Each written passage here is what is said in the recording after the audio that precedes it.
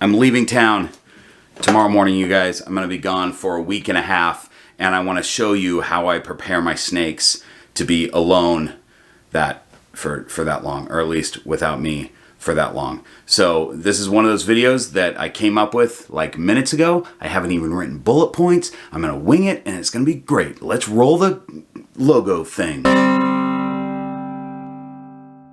Welcome to the green room. I'm Bob Bledsoe, and I feel like I'm going to have my driving hat on.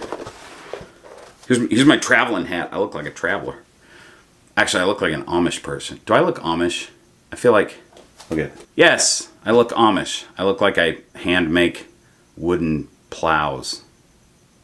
All right, here's the point that I'm trying to make is I go out of town a lot, and sometimes I go out of town for extended periods of time, but what I'm doing is working over the weekend, so I usually just fly home midweek. And so I'm usually never away from my snakes for more than like 4 or 5 days. So it's pretty rare that I'm going to be gone for a week and a half. Nope, that is absolutely not what's going to happen.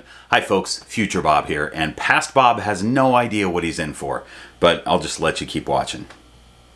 This hat does not make me look Amish. I don't know what he was talking about. I have Lucy, who comes in and she changes waters. She knows all the snakes and she does very well with them. But I want to show you how I prepare the snakes. The first thing that's on my mind is I make sure that any snakes that are going to eat are fed about 3 days before I leave town, because I want to make sure that if there's any problem with that meal, if there's any regurgitation or anything like that, I want to be here for that, so that I'm not feeding them and then walking out the door. So the snakes have all been fed a few days ago, and they're all doing really well.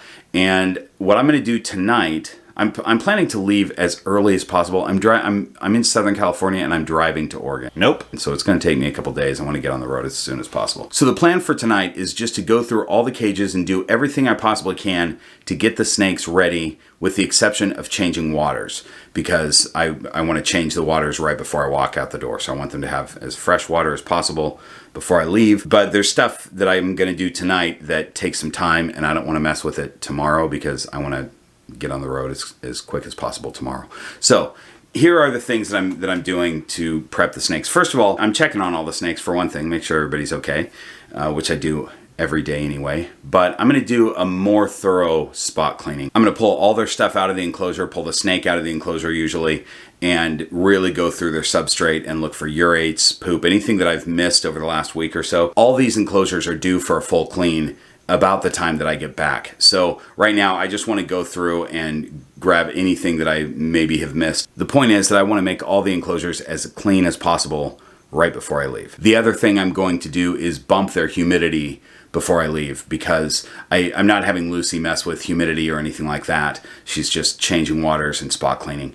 And, you know, I keep their humidity between usually 65 and 75%. I'll bump it to 80 when they're in shed. And most of these snakes are probably going to be at about 80% by the time I walk out the door.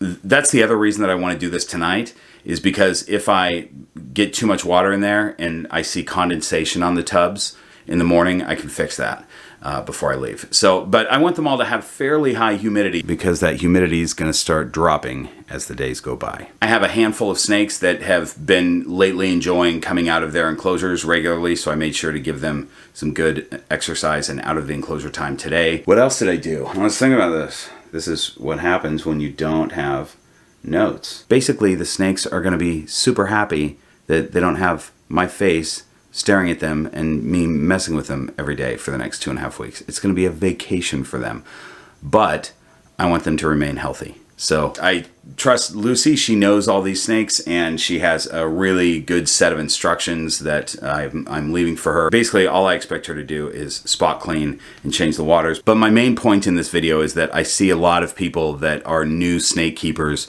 wondering what to do with your snake when you go out of town. Do you bring your ball python to your cousin's house and let them take care of it or whatever?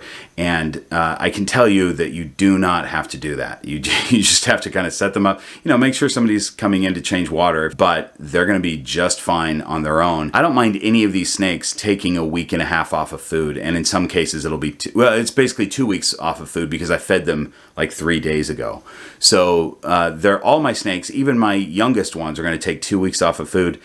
And that's just fine for them. That's really good, actually, for their digestive system to relax and get back to normal. So if you are somebody who's new to snake keeping and you're not sure if you can go out of town, that's a great thing about having snakes, is they don't eat every day, and they're really easy to take care of. They don't need your attention, and in most cases they don't want your attention. So we're not talking about all species of snakes. We are talking about all the species that I currently own. I wouldn't think that it's the same with, like, if you had green tree pythons. I think that I'd be a little bit more nervous maybe because they're more of a fragile snake. I'm trying to think of other ones. But there are other snakes that you may not use this same rule of thumb with. But with ball pythons, most species of pythons, the non-super fragile ones, they're going to be just fine with you going out of town. So I've rambled about as much as I expected to.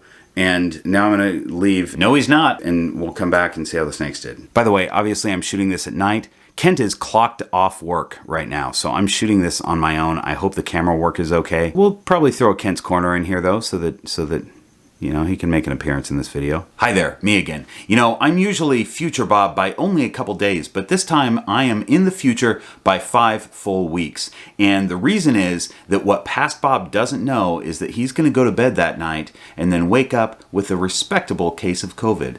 He has to cancel his trip because he is absolutely riddled with it. But don't worry, he gets over it within about 7 or 8 days and he's just fine. But because of that little setback, he forgot that he even shot this video. So I had to find the footage on the computer and finish it. And this is good timing to do so because I'm about ready to take another trip tomorrow from right now to Utah, and I'll be gone for 5 days, and that's about as long as I ever will go without having Lucy come in. So I'm going to do all the same things that you saw me do, go through all the tubs and such like that, and we'll come back and see how the snakes are doing after leaving them completely alone for 5 days. Now here's the thing, I take this trip to Utah each year the same week. And last year, Freya laid her clutch while I was gone. I came home to eggs.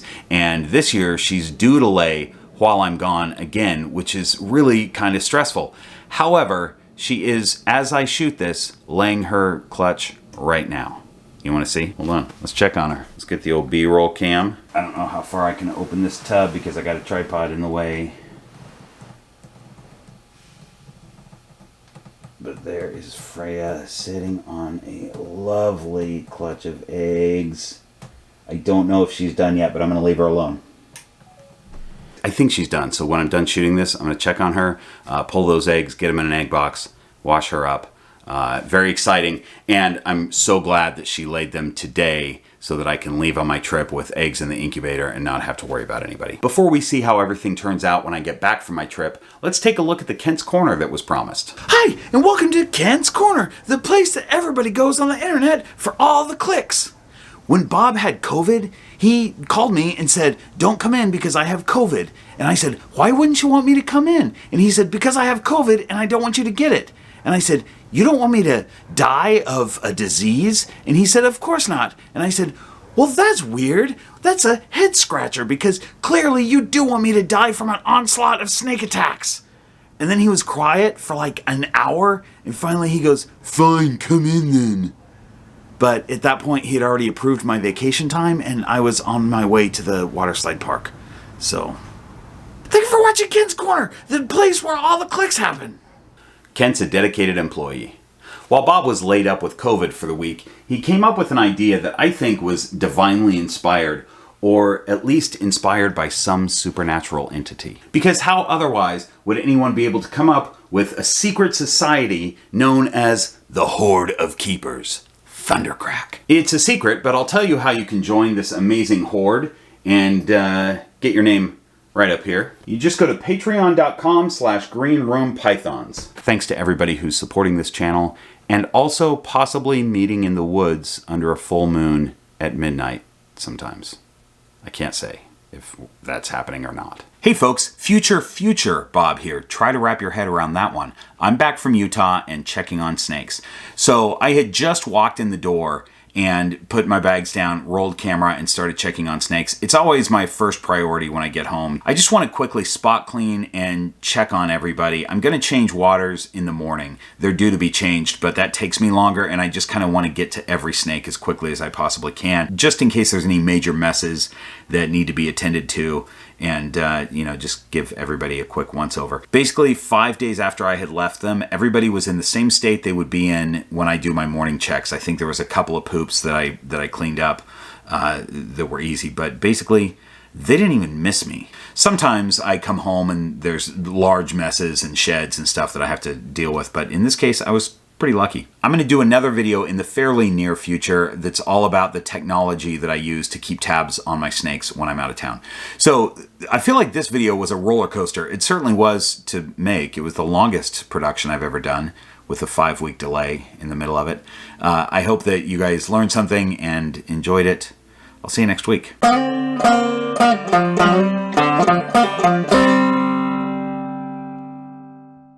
not feeding, can you tell? Look at your big food eyes. Stop it. It's just your janitorial service. You're really hoping that I'm food, aren't you? You're really hoping. It's not food. Stop it.